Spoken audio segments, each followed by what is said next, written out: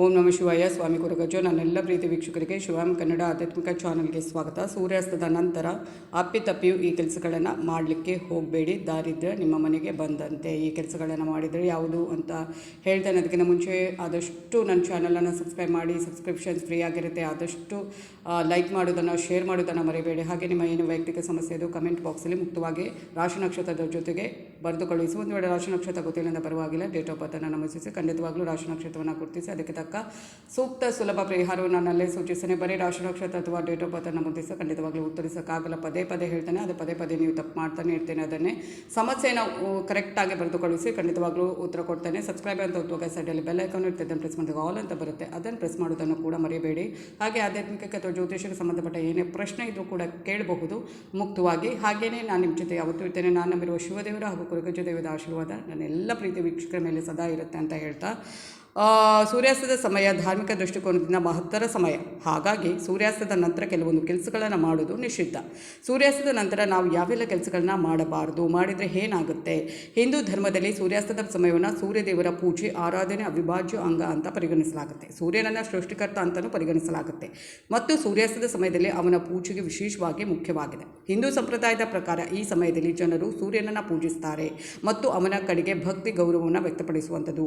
ಸೂರ್ಯನಿಗೆ ಆರ್ಗ್ಯವನ್ನು ಅರ್ಪಿಸುವುದು, ಧೂಪ ದ್ರವ್ಯ, ಧೂಪ, ಹೂಗಳನ್ನು ಅರ್ಪಿಸುವುದು ಸೇರಿದಂತೆ ಮುಂತಾದ ಪೂಜಾ ಕಾರ್ಯಗಳನ್ನು ಮಾಡಲಾಗುತ್ತೆ. ಸೂರ್ಯಾಸ್ತದ ಸಮಯದಲ್ಲಿ ಆರಾಧನೆಯ ಸೂರ್ಯನ ಬೆಳಕಿನೊಂದಿಗೆ ಸೃಷ್ಟಿಯ ಉದಯವನ್ನು ಸಂಕೇತಿಸುತ್ತೆ ಮತ್ತು ಹೊಸ ಆರಂಭಕ್ಕೆ ಏನಾಗುತ್ತೆ, ಸ್ಫೂರ್ತಿ ನೀಡುತ್ತೆ. ಆದ್ದರಿಂದ ಸೂರ್ಯಾಸ್ತದ ಸಮಯ ಧಾರ್ಮಿಕ ಆಧ್ಯಾತ್ಮಿಕ ದೃಷ್ಟಿಕೋನದಿಂದ ಬಹಳ ಮುಖ್ಯ. ಸೂರ್ಯಾಸ್ತದ ಸಮಯದಲ್ಲಿ ನಾವು ಯಾವ ಕೆಲಸ ಮಾಡಬಾರ್ದು?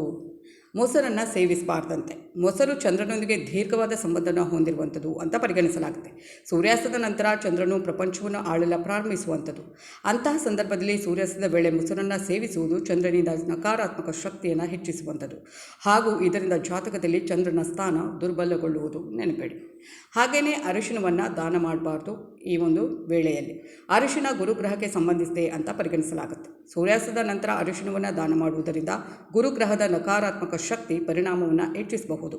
ಇದರೊಂದಿಗೆ ಅರಿಶಿಣ ವಿಷ್ಣು ಮತ್ತು ಲಕ್ಷ್ಮೀ ದೇವಿಗೆ ಸಂಬಂಧಿಸಿರುವಂಥದ್ದು ಮತ್ತು ಅಂತಹ ಪರಿಸ್ಥಿತಿಯಲ್ಲಿ ಸೂರ್ಯಾಸ್ತದ ನಂತರ ಅರಿಶಿಣವನ್ನು ಯಾವುದೇ ಕಾರಣಕ್ಕೆ ದಾನ ಮಾಡಬೇಡಿ. ವಿಷ್ಣು ಮತ್ತು ಲಕ್ಷ್ಮಿಯ ಒಂದು ಕೋಪಕ್ಕೆ ಗುರಿಯಾಗಬಹುದು. ಹಾಗೆಯೇ ಗುಡಿಸಲಿಕ್ಕೆ ಹೋಗಬೇಡಿ. ಯಾವ ಸಮಯದಲ್ಲಿ ಗುಡಿಸಬಾರ್ದು? ಈ ಒಂದು ಸಮಯ ಏನಿರುತ್ತೆ ಅದರಲ್ಲಿ ಕಸವನ್ನು ಹೊರಗೆ ಹಾಕಬೇಡಿ. ಗುಡಿಸಿದರೆ ಕಸ ಇರುತ್ತೆ, ಆ ಕಸವನ್ನು ನೀವು ತೆಗೆದುಕೊಂಡು ಹೊರಗೆ ಹಾಕುವುದು ಕೂಡ ನಿಷಿದ್ಧವಾಗಿರುತ್ತೆ. ಕೆಲವು ನಂಬಿಕೆಗಳ ಪ್ರಕಾರ ಪೊರಕೆಯು ನಕಾರಾತ್ಮಕ ಶಕ್ತಿಯ ಸಂಕೇತ. ಸೂರ್ಯಾಸ್ತದ ನಂತರ ಗುಡಿಸುವುದರಿಂದ ಮನೆಯೊಳಗೆ ನಕಾರಾತ್ಮಕ ಶಕ್ತಿ ಬರಬಹುದು. ಇನ್ನು ಮುಸ್ಸಂಜೆ ಸಮಯದಲ್ಲಿ ಮನೆಯನ್ನು ಗುಡಿಸುವುದರಿಂದ ಲಕ್ಷ್ಮೀ ದೇವಿಯು ಮನೆಯಿಂದ ಹೊರ ಹೋಗುವಂಥದ್ದು ಅನ್ನುವ ನಂಬಿಕೆ ಇರುವಂಥದ್ದು. ಅದನ್ನು ನೆನಪಿಟ್ಕೊಳ್ಳಿ, ಆಯಿತಾ? ಇದೆಲ್ಲ ಗಮನದಲ್ಲಿ ಇಟ್ಕೊಳ್ಳಿ. ಹಾಗೆಯೇ ಬಟ್ಟೆ ಒಗೆಯಲಿಕ್ಕೆ ಹೋಗಬೇಡಿ.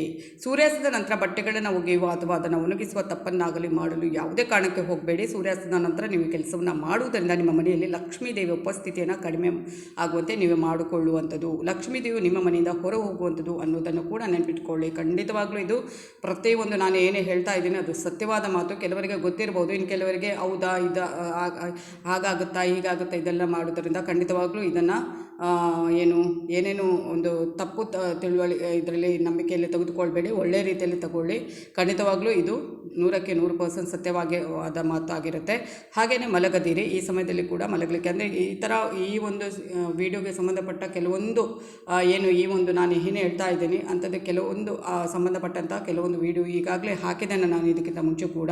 ಸೂರ್ಯಾಸ್ತದ ನಂತರ ಮಲಗುವುದರಿಂದ ಸೋಮಾರಿತನ, ಆಯಾಸ, ನಕಾರಾತ್ಮಕ ಆಲೋಚನೆಗಳ ಪರಿಣಾಮ ಹೆಚ್ಚಾಗುತ್ತೆ. ಈ ಸಮಯದಲ್ಲಿ ಲಕ್ಷ್ಮೀ ದೇವಿ ತನ್ನ ಸಂಚಾರವನ್ನು ಪ್ರಾರಂಭಿಸುವಂಥದ್ದು.